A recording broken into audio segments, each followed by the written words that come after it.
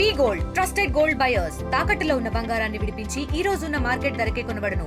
మరిన్ని వివరాలకు సంప్రదించండి 7771077720.